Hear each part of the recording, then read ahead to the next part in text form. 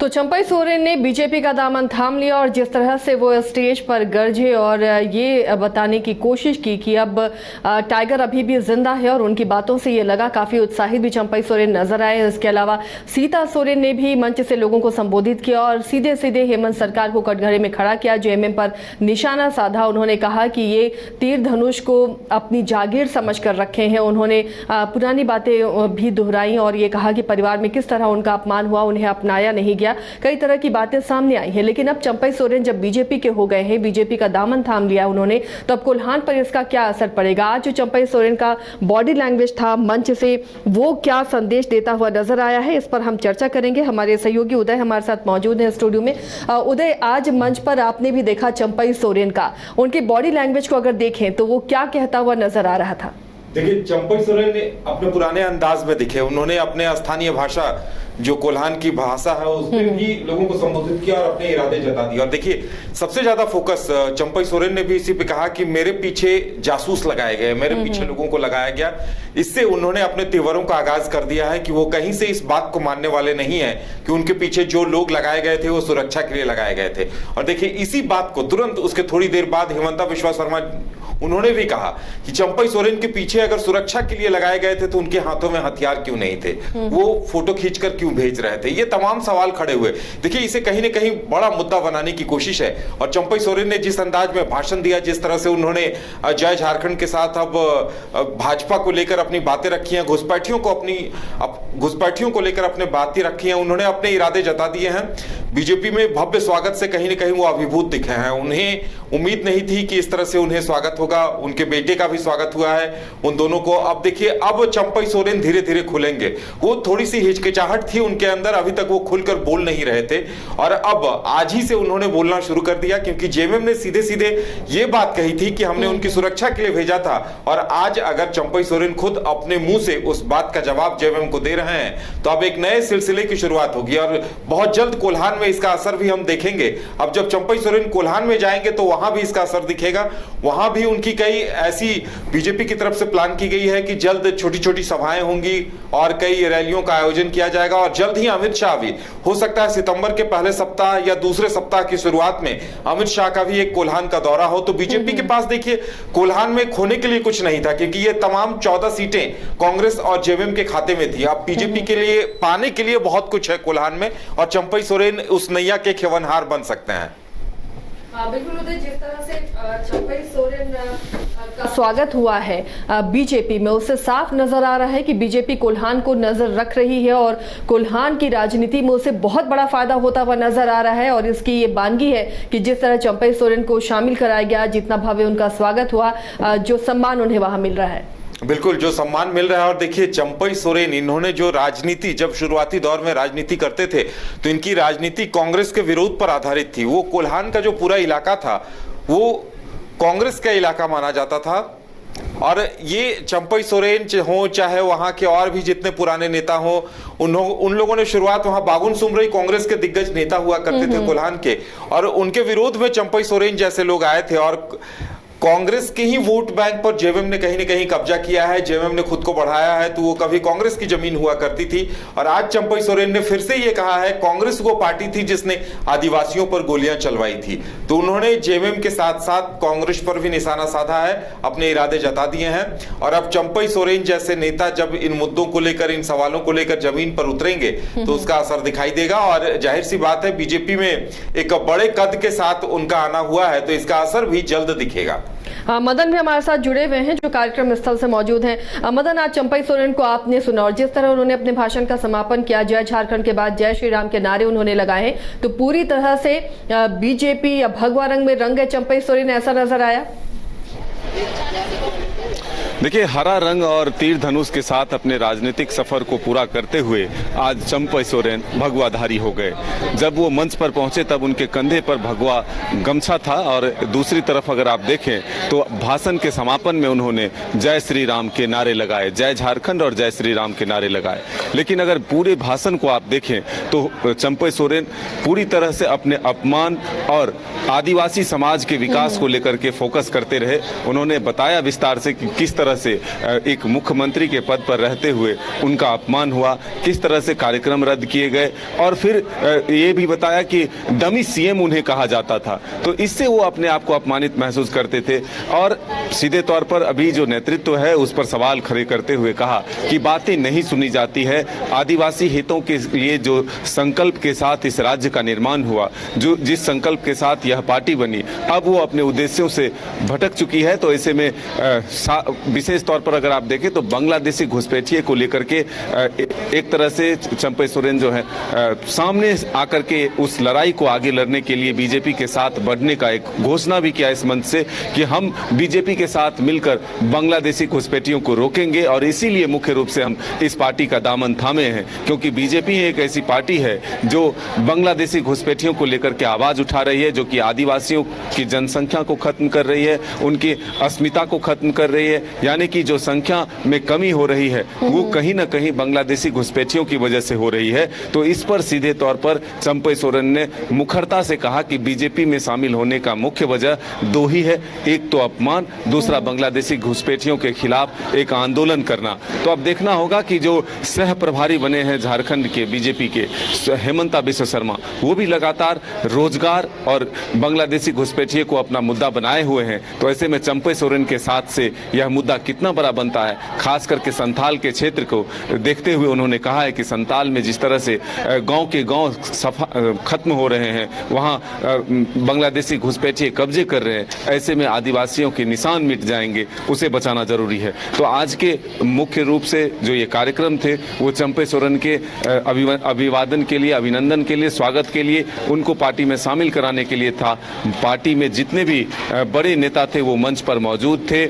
खास करके अगर अर्जुन मुंडा की बात करें, कोल्हान क्षेत्र के नेताओं की बात करें तो अर्जुन मुंडा, सीता सोरेन और गीता कोड़ा, मधु कोड़ा और उस क्षेत्र के जितने बड़े चेहरे हैं बीजेपी के, वो तमाम लोग मंच पर मौजूद थे और सबों ने एक साथ एक सुर में कहा कि हाथ से हाथ मिलाकर इस सरकार को उखाड़ फेंकना है। 2 महीने का वक्त है, अब जितने भी काम हैं वो हम लोगों को मिलकर करना है और आगे चलकर इस सरकार की जो नीति है, जो नियत है, उसको जनता के बीच ले जाना है कि किस तरह से ये सरकार सिर्फ आंखों में धूल झोंक कर लोगों को राज कर रही है और आने वाले दिनों में बीजेपी को ही इस राज्य की जनता चुने, इसको लेकर के एक संदेश देने की कोशिश यहाँ से की गई। मदन, क्योंकि उनको लेकर भी आशा जी चर्चा चल रही थी कि लोबिन हेम्ब्रम भी इस दिन आएंगे, तो मदन को क्या कुछ जानकारी है? मदन, लोबिन हेम्ब्रम के बारे में क्या जानकारी मिल पाई है? चर्चा थी और खबरें थी कि वो भी साथ में आज बीजेपी ज्वाइन करेंगे। देखिए, लोबिन हेम्ब्रम और चमरा लिंडा के नाम आज जरूर सुर्खियों में रहे, लेकिन दोनों नेता जो है इस मंच पर नहीं पहुंचे। हो सकता है किसी बात को लेकर के लोबिन हेम्ब्रम जो कि खुद स्वीकार कर चुके थे, खुद मीडिया में आकर के अपनी बात रख रहे थे कि हाँ मैं बीजेपी में जाऊंगा, बीजेपी के साथ अपने राजनीतिक सफर को आगे बढ़ाऊंगा, लेकिन आज वो इस बड़े मंच पर शामिल नहीं हुए।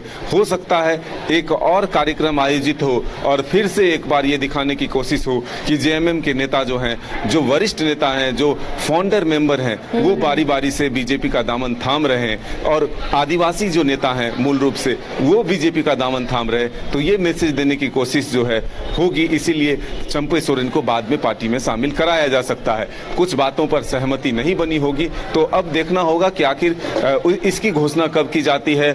अभी तक बीजेपी नेताओं से मुलाकात के तस्वीर भी सामने नहीं आए हैं कि लोबिन हेम्ब्रम की बातचीत किस नेता से हो रही है, या गृह मंत्री या प्रधानमंत्री से किससे मुलाकात होती है, या फिर बीजेपी के राष्ट्रीय अध्यक्ष जेपी नड्डा किनसे मुलाकात होती है, बात कैसे बनती है। ये तस्वीरें जब तक सामने नहीं आती है तब तक तारीख का ऐलान नहीं किया जाएगा कि लोबिन हेम्ब्रम कब पार्टी में शामिल हो रहे हैं। चलिए, इतना तो तय है उदय, ये माना जाए कि लोबिन हेम्ब्रम शामिल होंगे, लेकिन उसके लिए अलग दिन और तारीख मुकर्रर होगी। लेकिन एक बात और मदन, लगातार मंच से देखिए हेमंता बिश्व शर्मा ने भी जासूसी को लेकर हेमंत सरकार पर वार किया। खुद चंपई सोरेन ने भी कहा कि उनकी जासूसी कराई गई, लेकिन इस पर जेएमएम ने भी प्रेस कॉन्फ्रेंस की है आज और उस पर घेरा है। उन्होंने कहा कि क्या जब असम के सीएम यहाँ आते हैं हेमंता, तो क्या उनकी सुरक्षा में पुलिस उनके संपर्क में नहीं रहती? उन्होंने आरोप लगाया कि बीजेपी को हर कोई बेभूत नजर आता है, यानी कि वो सुरक्षा में गए थे। ये जेएमएम अपनी तरफ से क्लेरिफाई कर रही है और बीजेपी इसे बड़ा मुद्दा बनाने की कोशिश कर रही है। देखिए, ये जरूर है कि एक चंपई सोरेन के भाषण में भी अगर आप देखें तो इस विषय को प्रमुखता से रखा गया कि मैं सीधे और साफ सुथरे छवि का आदमी हूँ, साफ दिल का आदमी हूँ, और मेरे पीछे जब जासूस लगा दिए गए तो अब उन्होंने कहा कि इससे नीचे स्तर की राजनीति नहीं हो सकती। तो ऐसे में अब हेमंता बिस्व शर्मा ने भी पूरी तरह से आज के भाषण में सरकार को घेरते हुए इसी विषय पर नजर आए कि झारखंड की सरकार, जो हेमंत सोरेन की सरकार है, वो अपने कैबिनेट के सहयोगियों को भी जासूस से पीछे करवाते हैं। यानी कि अब कोई बचा नहीं है जो उनके पिता के तुल्य थे, जिनको वो चाचा कहते थे, जिनको उन्होंने अपना जिम्मेदारी सौंपा, उनके पीछे भी 6 महीने से लगातार जासूसी की जा रही है। इसका पुख्ता सबूत उनके पास है। उन्होंने ये भी दावा किया कि 6 महीने से चंपई सोरेन का पीछा किया जा रहा है, जासूसी किया जा रहा है, उसके पुख्ता सबूत उनके पास है। तो ऐसे में सरकार और दूसरी तरफ बीजेपी आमने सामने है इस विषय को लेकर के। परसों रात से ही इसको लेकर के विवाद छिड़ता हुआ नजर आ रहा है। आरोप प्रत्यारोप का दौर जो है वो सामने है कि किस तरह से जेएमएम कह रही है कि बीजेपी झूठ बोलकर राज करना चाहती है, लोगों को के बीच जो है भ्रम पैदा करना चाहती है।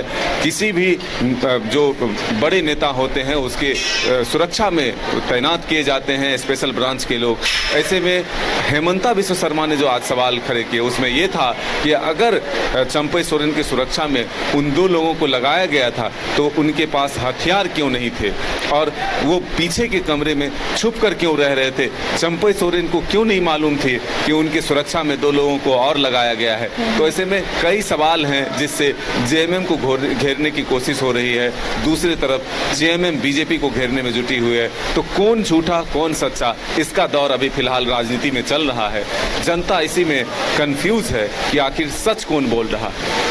उदय, जिस तरह से स्वागत हुआ चंपई सोरेन का, तमाम बीजेपी कद्दावर नेता जिनको झारखंड का प्रभार मिला है वो मंच पर मौजूद रहे, सभी बेहद खुश नजर आए। तो क्या ये देखकर, ये तस्वीरें देखकर ये कयास लगाए जा सकते हैं, ये मायने निकाले जा सकते हैं कि आने वाले दिनों में बीजेपी चंपई सोरेन को बहुत महत्वपूर्ण जिम्मेदारी दे सकती है? देखिए, बीजेपी के पास अगर देखा जाए तो बाबूलाल मरांडी से बीजेपी को काफी उम्मीदें थी, लेकिन वो उम्मीदें लोकसभा चुनाव में एक तरह से टूट गई। बाबूलाल मरांडी उन उम्मीदों को पूरा नहीं कर पाए। जो आदिवासी बहुल सीटें थी, जो रिजर्व सीटें थी, वहां परफॉर्मेंस बहुत अच्छा नहीं रहा।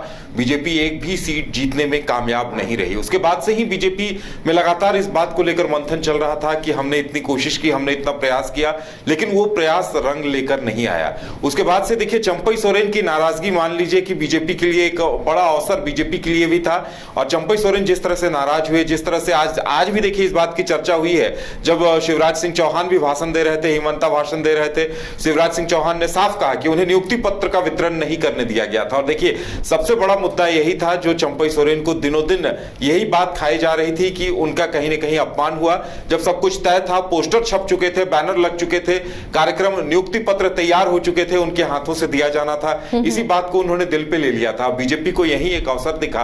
और चंपई सोरेन, यकीन मानिए, बहुत इंपॉर्टेंट, अभी तक ये बातें कही जा रही थी कि जो भी नेता जेएमएम से आता है, लेकिन ये बात लगातार कही जाती है कि जमशेदपुर कोल्हान इलाके में, चाहे वो अर्जुन मुंडा हो, चाहे विद्युत बरण महतो हो, ये लोग आए हैं और देखिए इन लोगों ने लगातार बीजेपी में एक बड़ा ऊंचा कद बनाया है। विद्युत बरण महतो तीसरी बार सांसद बन गए तो अर्जुन मुंडा मुख्यमंत्री बन गए हैं। और चंपई सोरेन ऐसी स्थिति में अगर 14 सीटों पर, अगर उसमें मान लीजिए आधी सीटों पर भी बीजेपी को जीत दिला देते हैं तो ये काफी बड़ी उपलब्धि होगी। पिछले बार का भी रिकॉर्ड देखा जाए तो बहुत ज्यादा हार जीत का अंतर नहीं था। ऐसे में चंपई सोरेन का आना मायने रखेगा और चंपई सोरेन की पकड़ तो वहां है ही। अभी जो जोबा मांझी की जीत हुई थी चाईबासा लोकसभा चुनाव में, वहां भी चंपई सोरेन का एक, भले ही उनके इलाके में चंपई सोरेन अपने इलाके में लीड नहीं दिला पाए थे, लेकिन जो बड़ी जीत हुई थी उसके पीछे चंपई सोरेन के चेहरे का असर माना जा रहा था।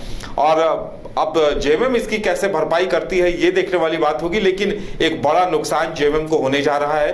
बीजेपी के पास खोने के लिए कुछ नहीं था, लेकिन अब पाने के लिए 14 सीटें हैं। उन 14 सीटों में से कितनी सीटें चंपई सोरेन दिला पाते हैं, इस पर निर्भर करता है कि उनका कद आने वाले दिनों में क्या होगा।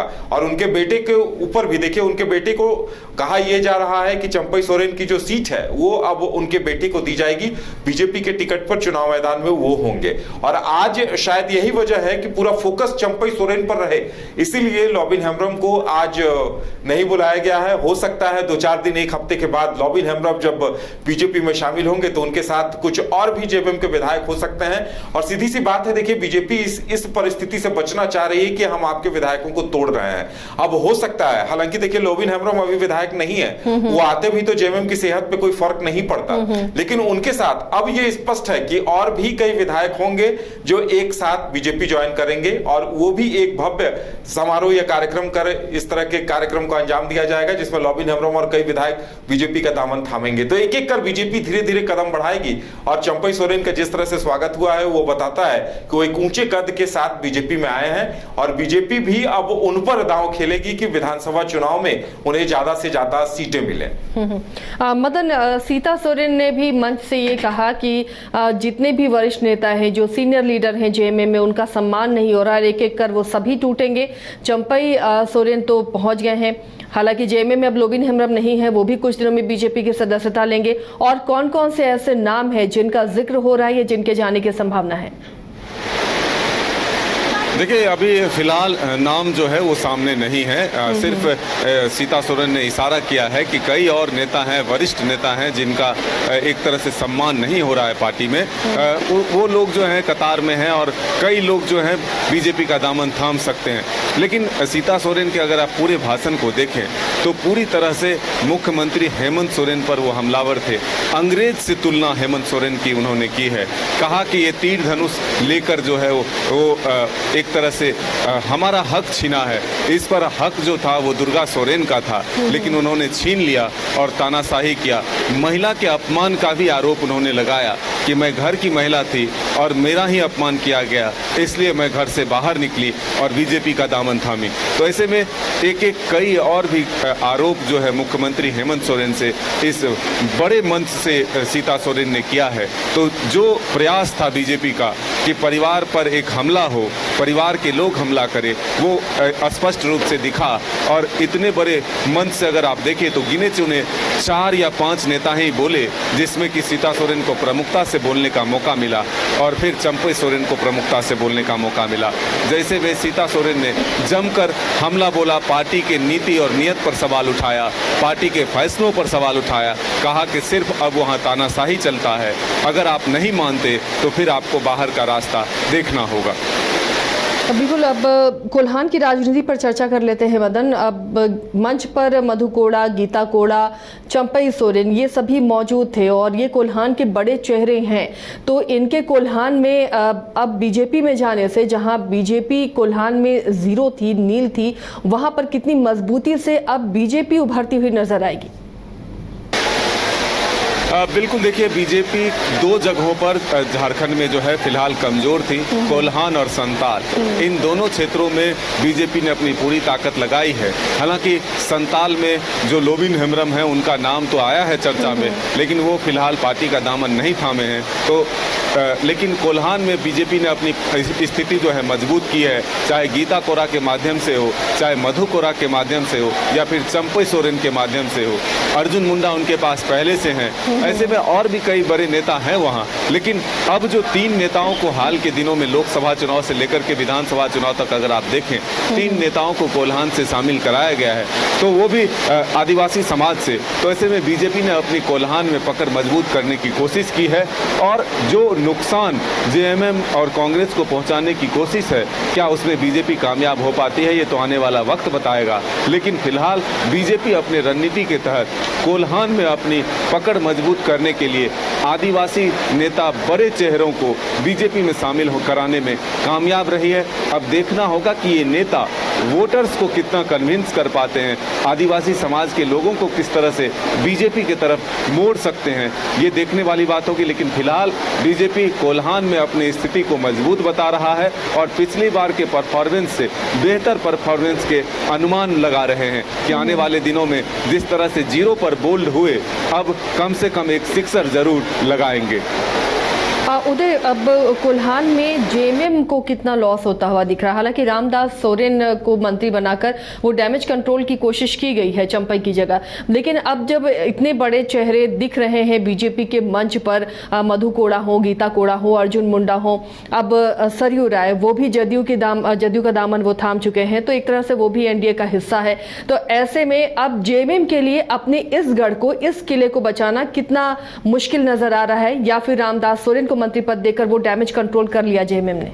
देखिए, चंपई सोरेन एक बड़े कद के नेता थे। चंपई सोरेन के जाने का फर्क पड़ेगा और रामदास सोरेन को अभी वक्त लगेगा। रामदास सोरेन अगर देखिए, अब जेएमएम के पास डिफेंड करने के लिए चंपई सोरेन के मसले पर, अब चंपई सोरेन जिस तरह से गांव-गांव में ये बात अगर कह रहे हैं, उन्होंने 14 विधानसभाओं का दौरा किया, कहीं ना कहीं उन्होंने ये मैसेज दिया, लोगों का रुझान जानने की कोशिश की कि अगर वो ये इतना बड़ा स्टेप उठा रहे हैं तो उसका क्या असर होगा, लोग उनके साथ हैं या नहीं। और 14 विधानसभाओं का दौरा कर उन्होंने इस बात की पुख्ता जमीन तैयार की है कि लोग उनके साथ हैं, लोग उनका साथ देंगे।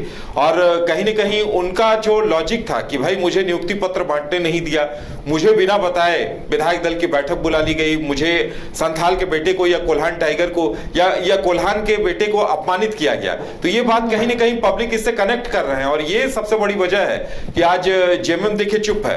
जेएमएम चंपई सोरेन पर सीधे सीधे हमला नहीं बोल पा रही है, ना जेएमएम के प्रवक्ता बोल पा रहे हैं। और दूसरी बात, अब वहां मधु कोड़ा होंगे, गीता कोड़ा होंगी। गीता कोड़ा भी सांसद रहने के दौरान और हो समुदाय से आने के दौरान मधु कोड़ा की भी अच्छी पकड़ मानी जाती है। तो अब देखिए, मुकाबला सीधे सीधे जेएमएम की तरफ से अब रामदास सोरेन और दीपक बिरुवा, इन दोनों पर, ये दोनों ही अभी फिलहाल मंत्री हैं, वहां से विधायक हैं, इन दोनों पर बड़ी जिम्मेदारी होगी। लेकिन ये दोनों उतनी पकड़ नहीं रखते हैं जितनी पकड़ चंपई सोरेन वहां रखते थे, जितना बड़ा चेहरा चंपई सोरेन का था। इससे पहले भी जब गुरुजी को जब मुख्यमंत्री हुआ करते थे और उस वक्त एक बार फिर मुख्यमंत्री बनने की बात हुई थी, तो चंपई सोरेन का नाम अनाउंस कर दिया गया था। भले उन्हें शपथ नहीं दिलाई गई थी, लेकिन उनके गांव में उस वक्त भी जश्न मन गया था, लोग काफी उत्साहित थे, आखिर वो उन्हें मौका मिला। लेकिन अब देखने वाली बात यह होगी कि जेएमएम डैमेज कंट्रोल कर पाती है कहां तक। लेकिन मधु कोड़ा और चंपई सोरेन की जोड़ी, या अब दोनों जब बीजेपी में साथ साथ होंगे तो बीजेपी के लिए पाने के लिए बहुत कुछ